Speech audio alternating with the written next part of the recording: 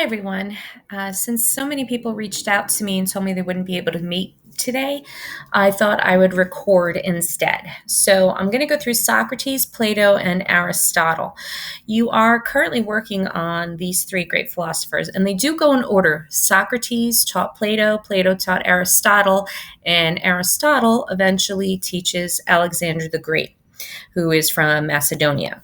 His father sends him to Greece to learn about all the wonderful things that they were doing. So we're going to start with Socrates. Socrates is considered to be the father of philosophy, mainly because of his method.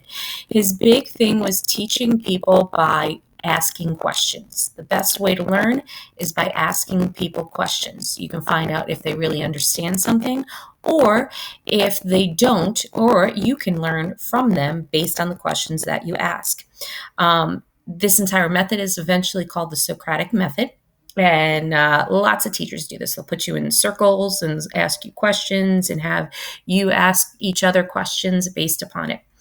He then gets in trouble for a lot of his ideas, and because of that, is forced to drink poison and kill himself because he was considered a threat based upon his questioning of authority. However, just because he ended up dying didn't mean that his beliefs didn't carry on. And his student, Plato, his greatest student, creates a school based on his ideas known as the Academy. Plato starts writing a book where he talks about what life is like through a conversation between a teacher and a student, asking each other questions, answering questions, and talking about the meaning of life. His academy becomes one of the oldest schools in existence. In fact, it lasts over 900 years. He doesn't obviously teach that long, but Plato's school becomes so influential that it leads to one of his students, Aristotle, opening up his own school known as the Lyceum.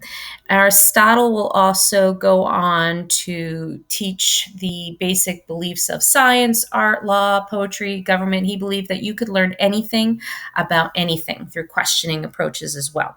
And so when we look at these three people in general and we take a look at what they have to offer, come on, slideshow.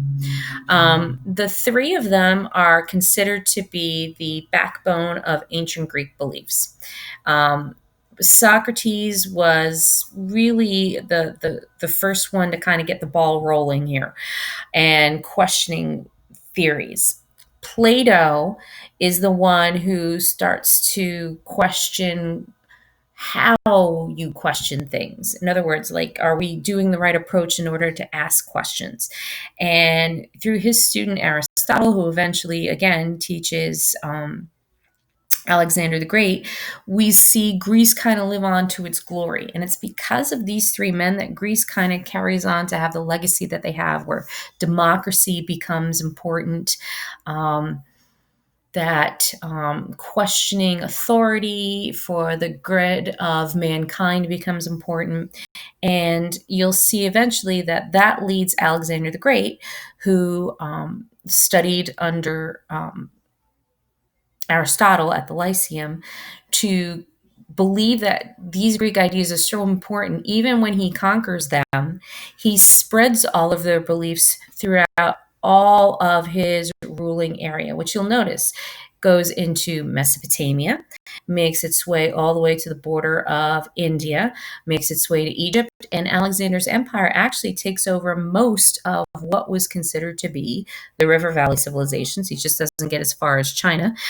He creates a lot of cities named after himself. Alexandria, one of the most famous Alexandrias, is in Egypt, where it housed one of the largest libraries actually in the world. Alexander was so impressed by what Aristotle had taught him that he collected the writings of the great teachers and had them put into the library at Alexandria.